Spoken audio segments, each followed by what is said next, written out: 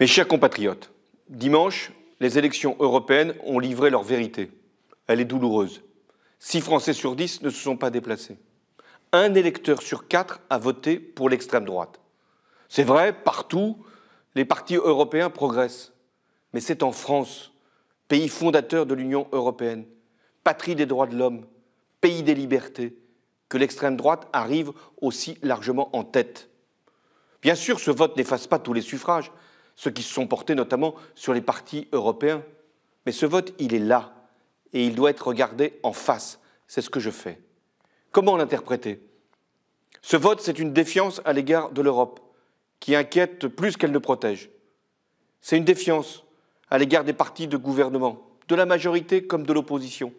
Ce vote, c'est une défiance à l'égard de la politique, qui après tant d'années de crise appelle toujours des efforts sans qu'on en voit encore les résultats. Ce serait une faute, et je ne la commettrai pas, que de fermer les yeux sur cette réalité, parce qu'elle traduit une peur du déclin de la France, de la mondialisation, et ce sentiment exprimé tant de fois d'abandon face à la dureté de la vie. Mais le pire, ce serait de renoncer à ce qui fait la France, ses valeurs, son rang, son influence, son ambition, sa place en Europe et dans le monde. Nous sommes un grand pays, et il ne peut concevoir son destin dans le repli, dans la fermeture, dans le rejet. L'Europe, elle ne peut pas avancer sans la France, mais l'avenir de la France, il est en Europe.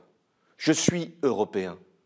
Mon devoir, c'est de réformer la France et de réorienter l'Europe. L'Europe, elle a réussi notamment depuis 2 ans à surmonter la crise de la zone euro. Elle était proche de l'éclatement, mais à quel prix? Celui d'une austérité qui a fini par décourager les peuples. Aussi, demain, pas plus tard que demain, au Conseil européen, je réaffirmerai que la priorité, c'est la croissance, c'est l'emploi, c'est l'investissement. L'Europe, elle est devenue illisible, j'en suis conscient, lointaine, et pour tout dire incompréhensible, même pour les États. Ça ne peut plus durer. L'Europe, elle doit être simple, claire, pour être efficace là où elle est attendue, et se retirer là où elle n'est pas nécessaire. L'Europe, elle doit préparer l'avenir, les nouvelles technologies, la transition énergétique et sa propre défense. Elle doit protéger ses frontières, ses intérêts, ses valeurs, sa culture.